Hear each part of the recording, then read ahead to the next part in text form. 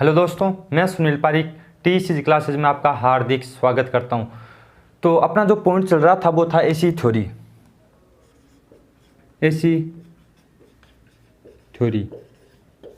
इसके बारे में अपन 2 वीडियो पहले बना चुके हैं, जिनको आपने देखा भी होगा। अगर आपने नहीं देखा है तो आप हमारे प्ले लिस्ट में जाके उनको देख सकते हैं। तो ये पार्ट नंबर है 3 नंबर भाग है ये। और 2 वीडियो हम जो बनाए हैं उनके अंदर अपन ने बात की है एसी क्या होती है, डीसी क्या होती है, दोनों में डिफरेंस क्या होता है, और दोनों में जो खतरनाक कौन होती है, एसी ज़्यादा खतरनाक होती है या डीसी ज़्यादा खतरनाक होती है। उनके बारे में लगभग 99% मैंने बताने की कोशिश की है आपको कि ये चीज़ें होती हैं। और उनके अंदर आपको फिर भी कोई कमी नज़र आई है तो आप हमें कमेंट करके बता सकते हैं कि ये कमी थी, आपने वहाँ पे ये कमी छोड़ दी। तो हमको भी क्या लगेगा, अच्छा लगेगा, हम उस कमी को अगले वाली वीडियो में सुधार कर लेंगे। तो आप इस वीडियो में जो बात करेंगे अपन करेंगे आवृत्ति क्या होती है, आवर्तकाल क्या होता है, साइन वेव क्या होती है, और एसी कितने प्रकार की होती है, उसके बारे में अपने इस वीडियो में बातें करने वाले हैं। तो आप इस वीडियो शुरुआत से लेकर अंत तक पूरा देखें। और हाँ, आप वीडियो को पूरा देखा करें। मतलब आप अगर स्टार्ट कर लेते हो वीडियो को तो वीडियो ज़्यादा लंबा तो होता नहीं है। अगर आप उनको भाई आधा घंटा का या 1 घंटे का ज़्यादा हो सकता है, लगभग आधा घंटा की वीडियो मैं बनाता हूँ, तो आधे घंटे का वीडियो आप आराम से बैठ के देख सकते हैं। अगर फिर भी देख नहीं पाते हैं तो लगभग आप बीच में अंतराल लेके, यानी कि 10-15 मिनट का टाइम लेके उनको 1-2 बार करके देख सकते हैं। तो अगर आप वीडियो पूरा देखते हो तो ही आपके क्या होगा, चैप्टर से ढंग से समझ में आएगा।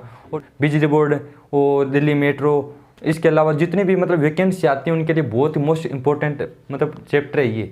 फर्स्ट ईयर के अंदर आपके डीसी थ्योरी, एसी थ्योरी, चुंबक और इंस्ट्रूमेंट वाले चैप्टर क्या मोस्ट इंपॉर्टेंट चैप्टर हैं। इनको आपको सही ढंग से पढ़ना भी चाहिए, क्योंकि आगे जितने भी चैप्टर आएंगे, चाहे आपके एसी मोटरें आई, चाहे आपके डीसी मोटरें, ये चैप्टर ही वहाँ पर काम आएंगे। तो आप ये वीडियो पूरा देखा करें। आप वीडियो क्या करते हो, स्टार्ट तो कर लेते हो, आप उनको पूरा देखते नहीं, लाइक कर देते हो बिना देखी। हमें आपके लाइक की ज़रूरत नहीं है, आप अगर वीडियो पूरा देखते हो तो हमें अच्छा ज़्यादा लगता है। तो वीडियो को आप पूरा देखा करें, ताकि हमको भी क्या होगा, हम भी ऐसा सोचेंगे भाई वीडियो आपने पूरा देखा है तो वीडियो अच्छा बना होगा, या हमने भाई बताने की कोशिश की अच्छा बताया होगा। और आप वीडियो पूरा नहीं देखते हो तो हम डीमोटिवेट ही होते हैं उल्टी के। तो आप वीडियो पूरा देखा करें, तब हमें ज़्यादा अच्छा फील होगा। तो चलते हैं अपने वीडियो पर। और वीडियो पसंद आता है तो वीडियो लाइक कीजिएगा, शेयर कीजिएगा, साथ ही हमारे चैनल को भी सब्सक्राइब कर लीजिएगा। तो चलते हैं वीडियो पर। देखिए, सबसे पहले बात करते हैं अपने एसी के भागों की, मतलब एसी के प्रकार की। एसी कितने प्रकार की होती है? 2 प्रकार की एसी होती है, ठीक है। कौन कौन सी? आपके दिमाग में क्वेश्चन आ गया हो कौन कौन सी? तो सिंगल फेज एसी और 3 फेज एसी कितने प्रकार की होती है? 2 प्रकार की, सिंगल फेज और 3 फेज। अपने घरों में जो उपयोग की जाती है एसी, वो अपने सामान्यतः कौन सी यूज करते हैं? सिंगल फेज एसी यूज करते हैं। लगभग कितने बोलते हैं उसको? 230 वोल्ट। और अपने जो 3 फेज एसी होती है वो 415 वोल्टेज। अब इसका उपयोग कहाँ पे करते हैं? इससे ज़्यादा भी होती है ये नहीं कि 415 वोल्टेज ही होती है, इससे ज़्यादा भी होती है। 7,65,000 जा रही है, वो भी क्या है? 3 फेज ही है, सिंगल फेज नहीं है। वो कौन सी है? 3 फेज एसी, ठीक है। और वो 7,65,000 काम में नहीं आती अपने, उसको कम करके काम में लिया जाता है। लगभग 415 वोल्टेज ही काम में आती है, 11,000 वोल्टेज भी अपने काम नहीं आती, ठीक है। अब सिंगल फेज एसी है, इसके अंदर क्या होता है? 2 तार होते हैं, फेज और न्यूट्रल तार। इसके अंदर 3 तार होते हैं, आर, वाई और बी। इसके अलावा अगर आपको इस 3 फेज से घरेलू लोड चलाने, घरेलू लोड बोले तो पंखा हो गया, मोटर हो गई, प्रेस हो गई, हीटर हो गया, ये चलाने हैं, तो आपको यहाँ पे इसकी जरूरत नहीं पड़ेगी 2 तारों की। यहाँ पे 1 तार एक्स्ट्रा और लगेगा, वो कौन सा होगा? न्यूट्रल का तार। यानी कितने तारों की जरूरत पड़ेगी? 4 तारों की। अब अगर आपको पूछ ले सिंगल फेज में कितने तार होते हैं, तो कितने तार होते हैं? 2। अगर सामान्य 3 फेज में कितने तार होते हैं? 3 तार। और अगर घरेलू लोड चलाने हैं, यानी कि घर के अंदर आपको 3 फेज एसी काम में लेनी है, तो वहाँ पर 3 फेज के अंदर कितने तारों की आवश्यकता होगी? तो 4 की होगी, क्योंकि वहाँ पे आप यहाँ से एक फेज उठाओगे और एक यहाँ से न्यूट्रल ले लोगे तो काम घर पे चल जाएगा। अगर आपको पूछा जाए 3 फेज में अधिकतम कितने तार हो सकते हैं? कितने हो सकते हैं? 5। तो 5वां तार कौन सा होगा? ई वाला। इसको बोलते हैं अर्थिंग वायर। कौन सा वायर? अर्थिंग वायर, ठीक है। अर्थिंग तार होता है 5वां वाला। तो अधिकतम कितने तार हो सकते हैं? 5। न्यूनतम कितने हो सकते हैं? 3। 3 फेज के अंदर। सिंगल फेज में अधिकतम कितने हो सकते हैं? 3। यहाँ पे एक कौन सा आ जाएगा? ई, यानी अर्थिंग वाला तार यहाँ पर भी एक आ जाएगा। और न्यूनतम कितने हो सकते हैं? 2, फेज और न्यूट्रल। अब बात करते हैं फेजो रंग के बारे में भी बात कर लेता हूँ। कई बार क्या होता है कि क्वेश्चन भी पूछ लेते हैं, भाई अपने घरों में ऐसी सप्लाई आ रही है, उसमें कौन कौन से तार होते हैं, कौन से रंग के होते हैं वो तार, उनके बारे में भी कई बार क्या होते हैं क्वेश्चन पूछ लेते हैं। तो सिंगल फेज जो एसी होती है उसमें जो फेज वाला तार होता है वो कौन से रंग का होता है? लाल। याद रखना ये फिक्स, ये लाल ही रंग का होगा। ये मतलब ISI नियम के अनुसार कौन से कलर का होना चाहिए? रेड कलर का क्या होना चाहिए? वायर आपका होना चाहिए, किसका? फेज का। और न्यूट्रल का जो रंग होता है वो कौन सा होता है? काला यानी ब्लैक। और अर्थ का जो कलर होगा वो कौन सा होगा? हरा यानी ग्रीन। और यहाँ पे ये रेड है, ये येलो और ब्लू। और न्यूट्रल का कौन सा कलर होता है? काला। और अर्थिंग का कौन सा होगा? ग्रीन। तो ये होते हैं वायरों के रंग। तो इसी रंग के वायर आपको वहाँ पे लगाए जाने चाहिए। अब कोई ये सोचेगा, कोई ये सोचेगा कि सर अपन यहाँ पे लाल वायर ही क्यों लगाई, पीले वायर के अंदर मतलब करंट नहीं बह सकती? या बह सकती है, पीले रंग के वायर के अंदर भी करंट बह सकती है।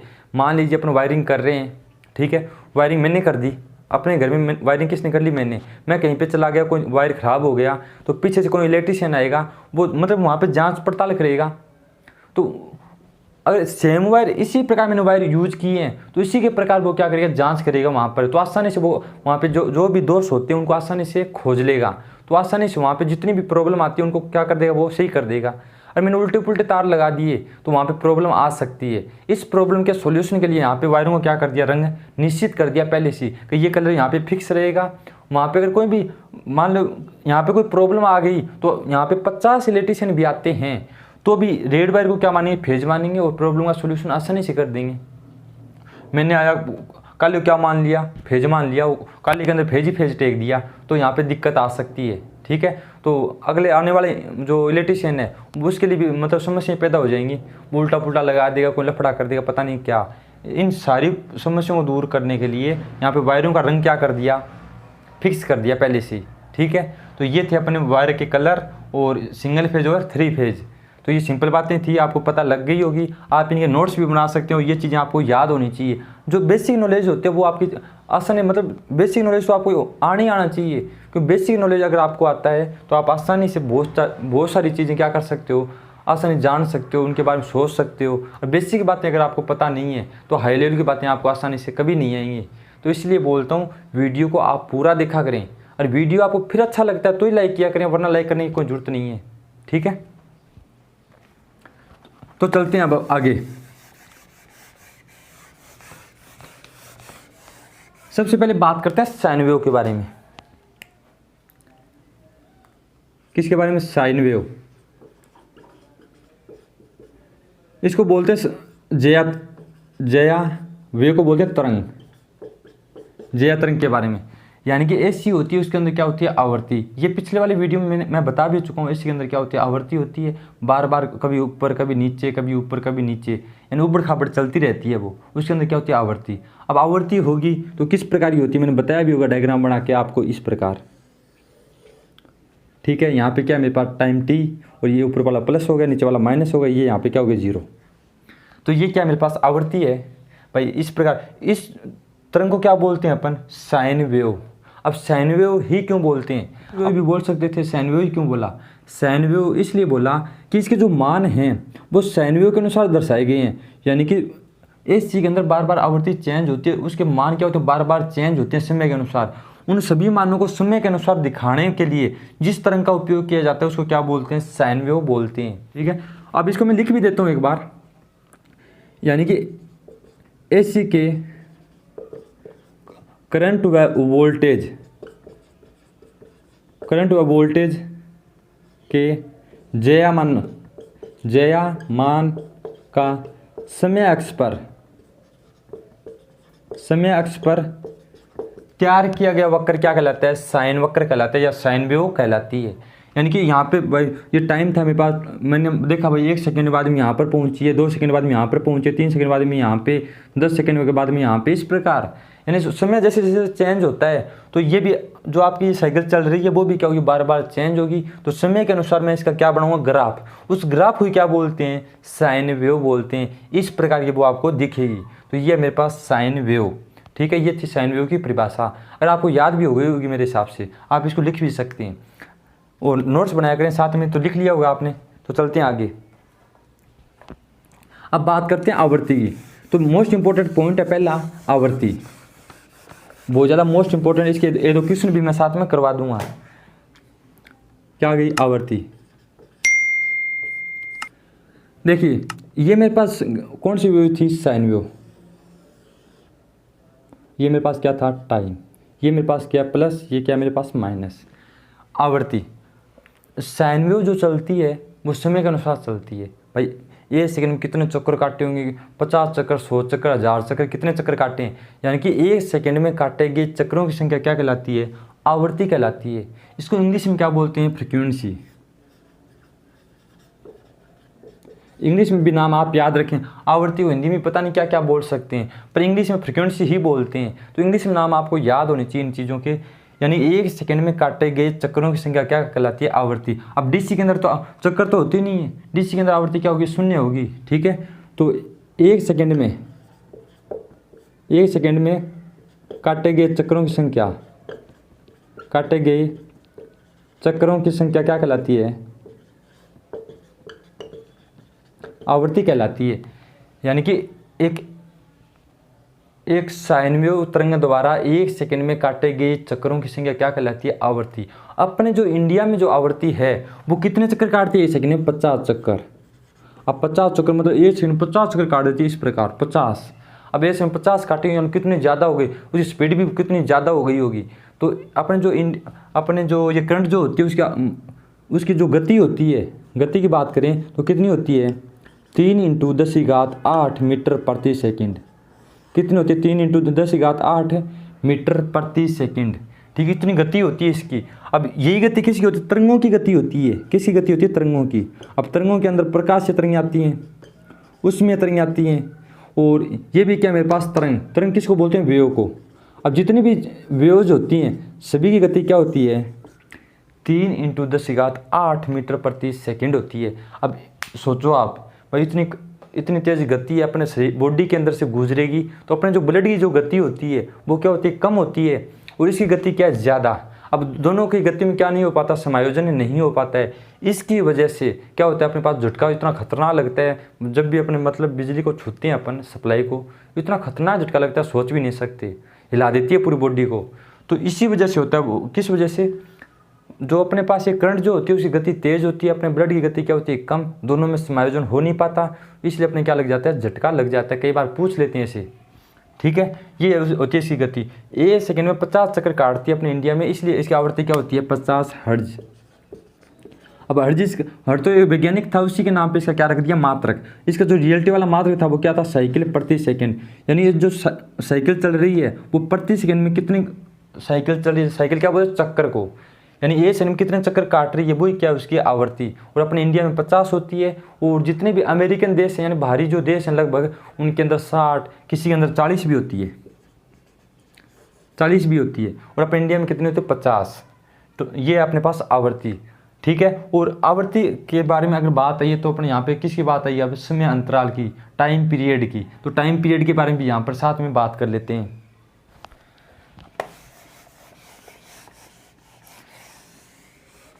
ये थी आवृत्ति की बात, और साथ में अपन बात करते हैं टाइम पीरियड की, और साथ में बात करते हैं चक्कर, एक चक्कर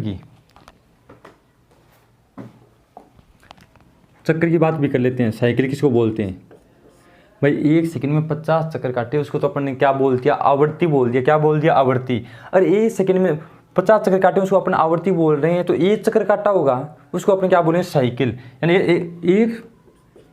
एक चक्कर पूरा करने में लगा समय, एक चक्कर पूरा करने में लगा समय,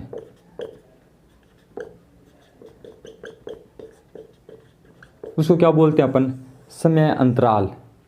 ठीक है, और प्लस और माइनस, ये प्लस है ये माइनस है, मतलब एक बार प्लस में गई एक बार माइनस में गई, तो इसको अपन क्या बोल सकते हैं, एसी करंट या एसी वोल्टेज के द्वारा अपने जो मान और दिशा में पूर्ण परिवर्तन को क्या बोलते हैं, चक्कर बोलते हैं। पूर्ण परिवर्तन हो गया यहाँ पे, एक बार पॉजिटिव में गई एक बार नेगेटिव में गई, तो इसको पूरे को क्या बोल दिया, चक्कर बोल दिया। और यहाँ पे एक चक्कर को पूरा करने में जो टाइम लगता है ना, उसी क्या बोलते हैं, समय अंतराल।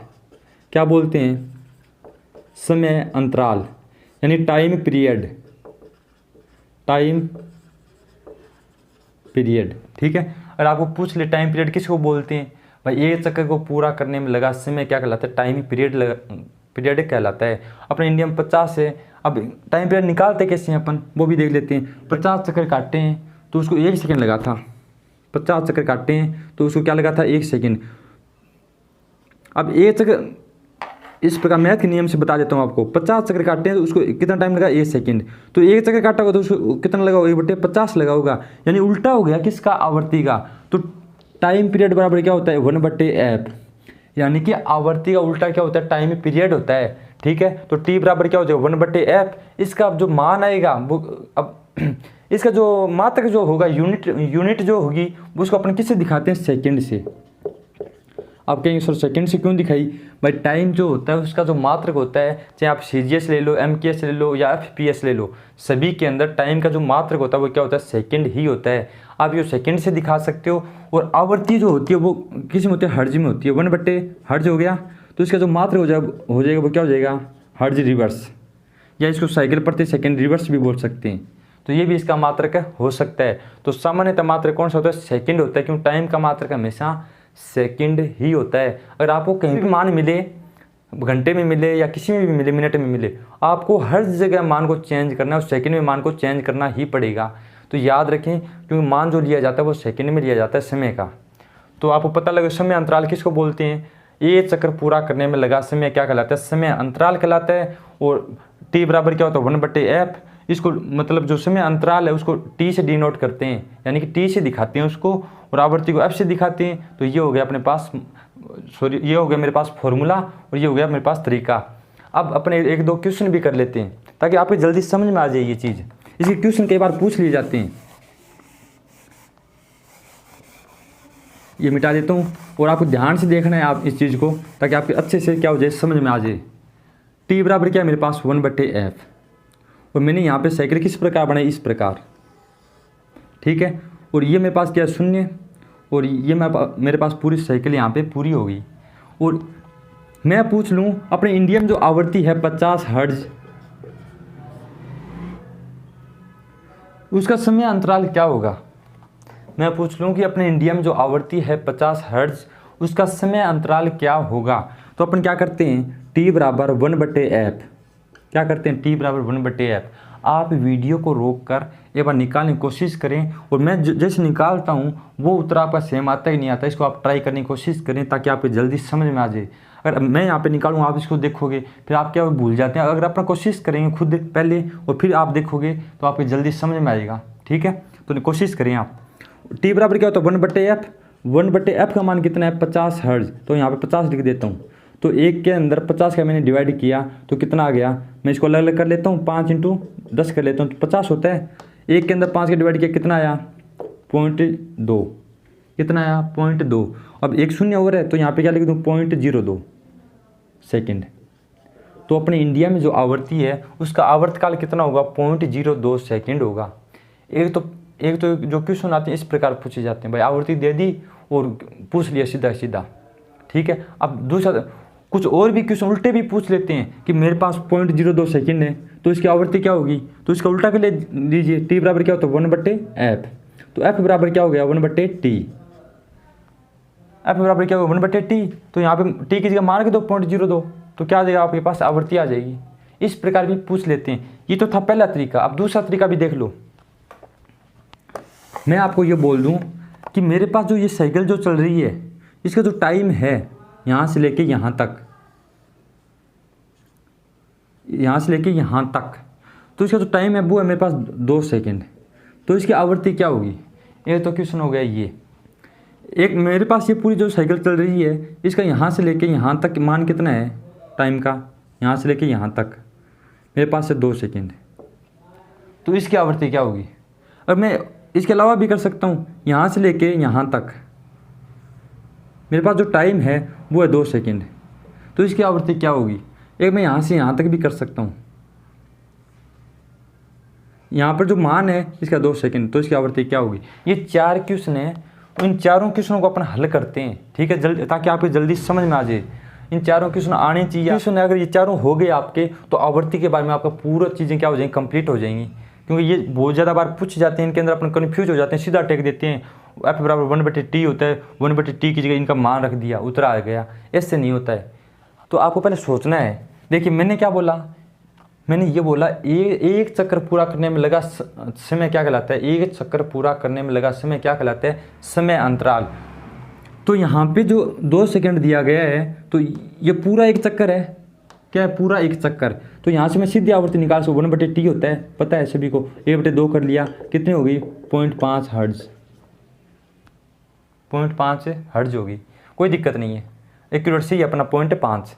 और मैं इसको बात करूं तो अपने सीधा यहाँ ऐसे नहीं रख सकते, अपन क्या करें, पहले पूरे चक्कर का टाइम निकालेंगे, क्योंकि समय अंतराल क्या होता है, पूरे एक चक्कर का होता है, तो पूरा निकालेंगे पहले। यहाँ पर तो आधे से थोड़ा ज़्यादा, यहाँ 75% का दिया गया है ये, तो यहाँ पर 2 सेकंड लगे हैं, तो यहाँ पे कितना लगा होगा, कितना लगा होगा यहाँ पे, तो 2/3 कर लो इंटू 2, तो कितना लगा, 4/3, यहाँ पे 4/3 लगा है, तो यहाँ पर भी 4/3 लगा होगा। तो इस पूरे चक्कर का पहले क्या निकाल लेते हैं, पर टाइम निकाल लेते हैं। तो 4/3 कितना हो गया, 8/3, यानी कि यहाँ पर 2 लगा है, तो यहाँ पर भी कुछ लगा होगा। मैं इसको 3 भागों में बांट लेता हूँ, पहले आपको ये निकालना बता देता हूँ। 3 भागों में इसको बांट लेता हूँ। यहाँ पे 2 है, एक भाग ये हो गया, एक भाग ये, एक भाग ये, यानी 3 भागों में कितना लगा है, 2 लगा है, ठीक है। तो एक भाग में कितना लगा होगा, 2/3, और भाग कितने, 1 2 3 4 भाग इंटू 4 कर लेता हूँ, तो कितना हो गया 8/3, ठीक है। यानी कि इस पूरे को कितना लगा होगा, 8/3 टाइम लगा होगा, 8/3, टी बराबर कितना 8/3। तो एफ बराबर क्या हो जाएगा, 1/t होता है, वो एफ बराबर 1/t, तो 1/8/3, और 3 कहाँ पे चला जाएगा ऊपर, तो 3/8, ये क्या हो जाएगा इसका टाइम। और आप इसको पॉइंट में निकाल लेना, मल्टीप्लाई करिए, गुणा करिए, पॉइंट में इसको निकाल लेना आप, तो ये क्या हो जाएगी, इसकी आवृत्ति हो जाएगी। अब उसी प्रकार ये है, उसी प्रकार के आगे वाला है पॉइंट सेम, आप इसको निकाल सकते हैं। ऐसे मतलब बहुत सारे क्वेश्चन आपको नेट पे भी मिल जाएंगे, अपनी बुकों के अंदर भी मिल जाएंगे, उसको निकाल लेना। क्योंकि पहले क्या होता है, सिंपल क्वेश्चन आते थे, आजकल क्या ज़्यादा कन्फ्यूज करने वाले क्वेश्चन आने लग गए। इसका मैंने बता दिया, इसका भी मैंने तरीका बता दिया। अब बात करते हैं इसकी। यहाँ पे क्या लगा, 2 सेकंड, यानी इतने भाग को पूरा करने में 2 सेकंड लगा है, तो इतने भाग को भी पूरा करने में कितना सेकंड लगा होगा, 2 सेकंड, यानी कि 2 ये पूरी क्या हो गया, चक्कर हो गया, पूरा चक्कर करने में कितना टाइम लगा, 4 सेकंड। तो आवृत्ति क्या हो जाएगी, 1/t, एफ बराबर 1/t होता है, 1/4 कितना आ गया, 0.25 हर्ट्ज। तो समझ में आ गया होगा आपके मेरे हिसाब से कि भाई कैसे निकाला जाता है। अब इसकी भी बात कर लेते हैं। तो आप वीडियो को रोक इसको निकाल सकते हैं, पहले खुद निकालना, बाद में आप इसको देखना। अब देखिए, इतना चक्कर पूरा करने में 2 सेकंड लगे, मतलब 1/4 भाग पूरा करने में कितना लगा, 2 सेकंड। इसको भी कितना लगा होगा, 2 सेकंड, इसको भी 2 और इसको भी 2, यानी पूरी साइकिल पूरा करने में कितना टाइम लगा है, 2 2 4 2 6 2 8 सेकंड लगे हैं, ठीक है। तो एफ बराबर क्या होता है, 1/t, 1/t का मान कितना, 8, तो कितना आ गया, 0.125 हर्ट्ज, कितना आ गया, 0.125 हर्ट्ज आ गया, ठीक है। तो समझ में आ गया होगा आपके किस प्रकार निकाला जाता है। तो ये था अपना टाइम पीरियड और आवृत्ति भी आप निकाल सकते हो। ये तो आवृत्ति निकालनी बता दी, टाइम पीरियड भी आप निकाल सकते हो। इतनी आवृत्ति है मेरे पास, इतना भाई ये चीज़ें हैं, और इनकी आवृत्ति बताइए, इनका समय अंतराल बताइए। तो ये वाले मेरे क्वेश्चन थे, मैंने सारे क्वेश्चन आपको बता दिए। अगर आपको फिर भी कोई दिक्कत आई हो इस पॉइंट के अंदर, तो आप या तो वीडियो दोबारा देख सकते हो, या आप मुझे कमेंट करके बता सकते हो, ताकि कोई दिक्कत है आपकी या कोई क्वेश्चन मिलता है आपको, तो भी आप हमको हमारे साथ शेयर कर सकते हो, ताकि अधिक से अधिक बच्चों के पास वो क्वेश्चन पहुँचे। तो ये थी अपने पास आवृत्ति। और अब जो पॉइंट चलते हैं वो चलते हैं अधिकतम मान, न्यूनतम मान, ठीक है, उनके ऊपर।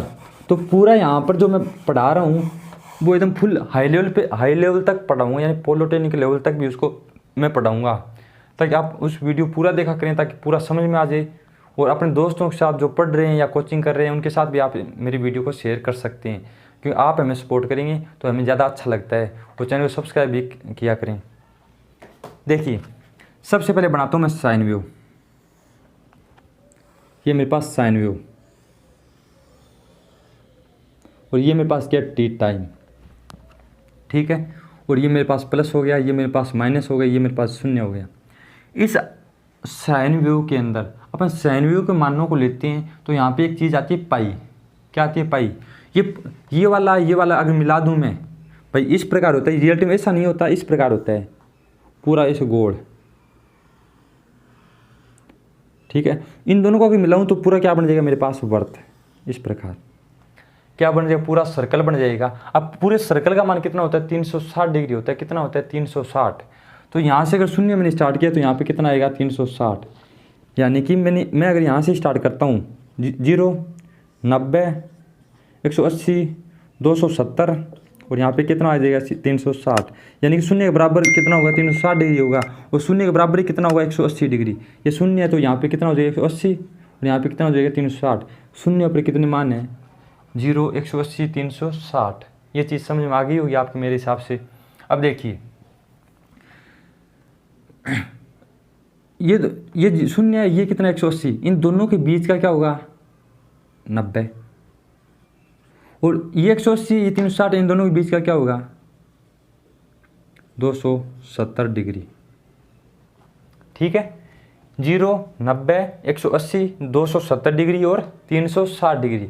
पूरा सर्कल यहाँ पे बन चुका है। तो समझ में आ गया होगा आपके कि 0 से लेके 360 तक चलना है। इसके बीच में भी 1 degree, 2 degree, 3 degree, 4 degree, 5 degree, इस प्रकार पूरे मान आएंगे। यहाँ से लगोगे आप 1 degree, 2 degree, 3 degree, 90 degree, 180 degree, पूरे मान यहाँ पे। यानी कि आपका जो सर्कल होता है, यानी कि अपन बोलते हैं डी, वो जो अपने ज्योमेट्री बॉक्स के अंदर आता है, वही है पूरी ये। ठीक है, इसको बोलते हैं साइन वेव। अब देखिए आप मुझे ये बताइए, अगर यहाँ पे और भी चक्कर होते इस प्रकार, मैं ये पूछ लूँ, इनका जो ये वाला मान है, ये वाला मान तो इससे ऊपर गई है क्या, ये इससे ऊपर ये वाली जो साइकिल चल रही है वो इससे ऊपर गई है या नहीं गई? तो आप बोलोगे नहीं गई, यानी कि इससे ज़्यादा इसका मान नहीं है, यही है इसका अधिकतम मान। तो इसको क्या बोलते हैं, मैक्सिमम वैल्यू, यानी कि शिखर मान। शिखर मान बोलते हैं, उच्चतम मान बोलते हैं और पिक वैल्यू बोलते हैं, या इसको और भी बोल सकते हैं, मतलब मैक्सिमम मान इंग्लिश के अंदर क्या बोलते हैं, मैक्सिमम। और अलग अलग नाम हो सकते हैं, वो आप देख लेना। शिखर मान, उच्चतम मान, पिक वैल्यू, मैक्सिमम वैल्यू कौन सी है, ये वाली। इससे ज़्यादा ऊपर ये गई नहीं। तो अधिकतम मान क्या हो सकता है इसका, 90 डिग्री पर। ये तो हो गया पॉजिटिव में, तो नेगेटिव भी होगा ना इसका, भाई ये तो ऊपर ऊपर हो गया, नीचे भी होगा इसका। तो यहाँ ये वाला जो मान है इसका, इससे और ज़्यादा ऊपर नहीं गई है। यहाँ 270 डिग्री इसका क्या है, अंतिम मान। यहाँ पर भी इसका क्या है, अंतिम मान। तो ये इसका क्या है, शिखर, ये भी शिखर मान है। ये पॉजिटिव में था तो ये नेगेटिव में, ये धनात्मक था तो ये ऋणात्मक है अपने पास। तो ये इसका क्या है, शिखर मान है। तो आप शिखर मान की परिभाषा अगर आपसे पूछी जाए, या उच्चतम मान की परिभाषा पूछी जाए, या पीक वैल्यू, मैक्सिमम वैल्यू की परिभाषा पूछी जाए, तो आप क्या दोगे कि किसी भी प्रत्यावर्ती राशि का पॉजिटिव अथवा नेगेटिव, यानी कि धनात्मक और ऋणात्मक दिशा में दोनों में उच्चतम मान क्या कहलाता है, उसका पीक वैल्यू कहलाती है, अधिकतम मान कहलाता है। जो होता कितना है, अब कितना होता है उसका भी बता देता हूँ। भाई ये कौन सी साइन वेव है, कौन सी साइन वेव, और यहाँ पे क्या 90 डिग्री, 90 डिग्री पे अधिकतम है ना। तो साइन 90 का मान कितना होता है, साइन थीटा बराबर साइन 90। साइन 90 का मान कितना होता है, इकाई। कितना होता है, इकाई। तो अधिकतम मान कितना हो सकता है, हमेशा इकाई हो सकता है। इकाई से ज़्यादा वहाँ पे नहीं जाने वाला। तो किसी भी प्रत्यावर्ती राशि का अधिकतम मान इकाई होता है। शिखर मान कितना होता है, इकाई। मैक्सिमम वैल्यू कितनी होती है, इकाई। उच्चतम मान कितना होता है, इकाई। तो इकाई लिया जाता है। समझ में आ गई होगी मेरे हिसाब से। अब देखिए यहाँ पे इसका मान क्या रहेगा, शून्य, क्योंकि साइन शून्य का मान कितना होता है, शून्य होता है। साइन थीटा, तो साइन को कौन कितना है, शून्य, तो मान भी क्या होगा, शून्य। साइन 180 का मान भी क्या होता है, शून्य। साइन 360 का भी मान क्या होता है, शून्य। साइन 270 का मान भी क्या होगा, इकाई होगा। ठीक है, कितना होगा, इकाई। अब ये तो ट्रिगोनोमेट्री आ गई, आप तो ट्रिगोनोमेट्री पढ़ भी चुके होंगे। ये मैथ के तरीके हैं पूरे। आप ट्रिगोनोमेट्री में जाना एक बार, और जो इसके बारे में एक बार जानने की कोशिश करना। आप जो सारणी दी गई है ट्रिगोनोमेट्री के अंदर, उनके अंदर देखना। मेरे हिसाब से शायद आपको ये चीज़ें समझ में आ जाएंगी वहाँ पर। और ये जो ये वाली चीज़ें हैं उनके अंदर ही अपना बात कर देते हैं। देखिए आगे, और ये जो पूरा मान होता है ना, एक पूरी जो साइकिल होती है, पूरा जो वर्त होता है, उसका जो मान होता है वो कितना होता है, 360 डिग्री बराबर होता है 2 पाई। वहाँ पर आप देखोगे तो आपको क्या मिलेगा, 360 डिग्री बराबर 2 पाई मिलेगा। तभी अपन क्या करते हैं, एक वर्त की परिधि जब निकालते हैं तो अपन क्या करते हैं, वहाँ पे फॉर्मूला 2 पाई r, क्यों करते हैं 2 पाई? क्योंकि इसका जो मान है ना वो 360 डिग्री है, इसलिए मेरे को यहाँ पे क्या करना पड़ता है, 2 पाई करना पड़ता है, वरना मैं यहाँ पे क्या करता, कुछ और ही करता। अगर भाई मान कुछ अलग होता तो यहाँ पे कुछ अलग करता मैं, ठीक है। तो यहाँ पर इसका मान कितना होता है, 360 के बराबर 2 पाई। तो अगर आधे की बात करूँ, यानी ये तो पूरा था यहाँ से लेके यहाँ तक, पूरी साइकिल का मान कितना था 2 पाई, तो आधी साइकिल का कितना होगा पाई, यानी कि 2 पाई में 2 का डिवाइड कर दो, आधा कर दो उसको, तो कितना मान हो जाएगा पाई। अगर इसकी बात करूं तो पाई का आधा कितना होगा, पाई बाई 2, और यहाँ पे कितना होगा 3 पाई बाई 2, भाई 1 पाई 2 पाई सॉरी एक आधा पाई, पूरा पाई, 1.5 पाई कितना हो गया 3 पाई बाई 2, 3 के अंदर 2 का डिवाइड करो कितना हो जाएगा 1.5, और 0.5 पाई यहाँ से मिलेगा कितना हो जाएगा 2 पाई। तो ये है पाई का मान। पाई बाई 2 बराबर कितना होता है 90 डिग्री, और पाई का मान कितना होगा 180 डिग्री। और ये था अपने पास।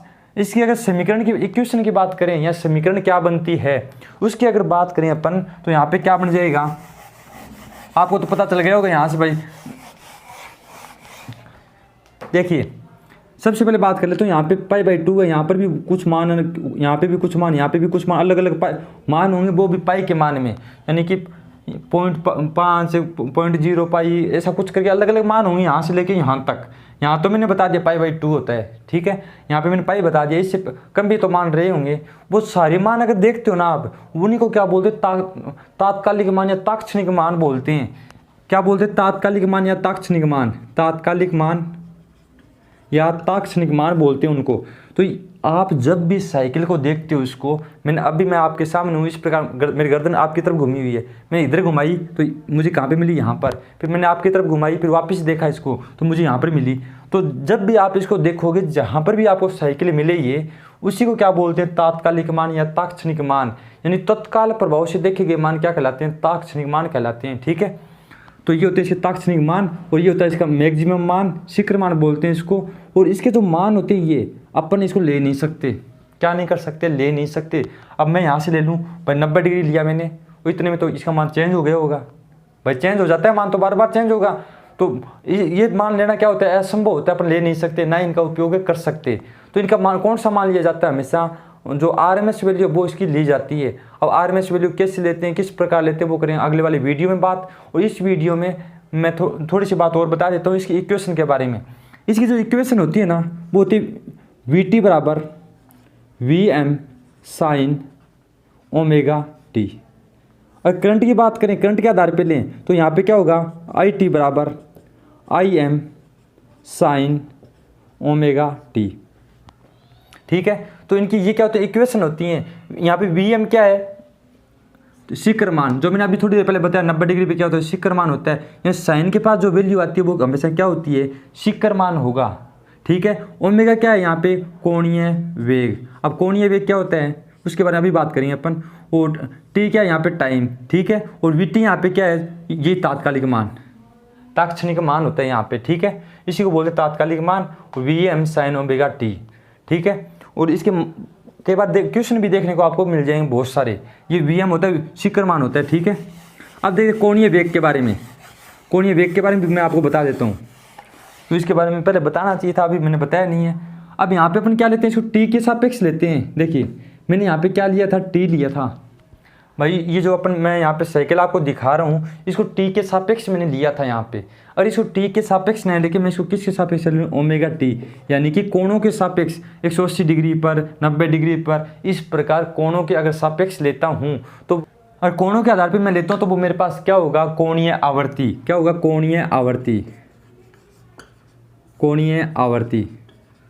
और कोणीय आवर्ती इंग्लिश में एंगुलर फ्रीक्वेंसी बोलते हैं, ठीक है। और इसको दिखाया किससे जाता है, ओमेगा से। अभी जो मैंने VM साइन ओमेगा टी लिया था, साइन ओमेगा, ये वाला ओमेगा है, वही क्या है, कोणीय आवर्ती है। इसको कोणों के माध्यम से दिखाया जाता है। और ओमेगा बराबर क्या होता है, 2 पाई f, यानी कि 2 पाई तो क्या हो गया इसका पूरा मान, f क्या हो गया, आवृत्ति। भाई कितनी आवृत्ति है इसके अंदर, कितनी आवृत्ति, 50 है, 100 है, ये इसका क्या होता है, मान होता है, ठीक है। और इसके जो मात्र की बात करें अपन, इसका जो मात्र होता है वो क्या होता है, रेडियन प्रति सेकंड, रेडियन प्रति सेकंड। इसका जो मात्र होगा वो क्या होगा, रेडियन प्रति सेकंड होगा। और ये होता है ओमेगा, इसको ओमेगा बोलते हैं, क्या बोलते हैं, ओमेगा। ओमेगा बराबर क्या होता है 2πf, इसको कोणीय आवर्ती भी बोला जाता है, ठीक है, यानी कि एंगुलर फ्रिक्वेंसी। ये था अपना वाला वीडियो यहीं तक। और अगले वाली वीडियो में बात करेंगे अपन आरएमएस मान के बारे में और पिक मान के बारे में अपन ने बात कर ली, इसकी वैल्यू 1 होती है। और शिखर पिक यानी शिखर मान के बारे में और ताक्षणिक मान के बारे में भी अपन ने बात कर ली। जब भी इसको देखेंगे वो ताक्षणिक मान ही अपने को दिखाई देगा। और अगले वाले वीडियो में अपन बात करेंगे आरएमएस मान के बारे में और एवरेज मान के बारे में, इसके अलावा फॉर्म फैक्टर, पिक फैक्टर, इनके बारे में अपना अगले वाली वीडियो में बातें करेंगे। और ये वाला वीडियो अपना यहीं तक रहेगा। तो मैं आशा करता हूँ ये वीडियो आपको पसंद आया होगा। अगर ये वीडियो आपको पसंद आया है तो इस वीडियो लाइक कीजिएगा, शेयर कीजिएगा, साथ ही चैनल को भी सब्सक्राइब कर लीजिएगा। तो मिलते हैं अगले वाली वीडियो में, तब तक के लिए धन्यवाद।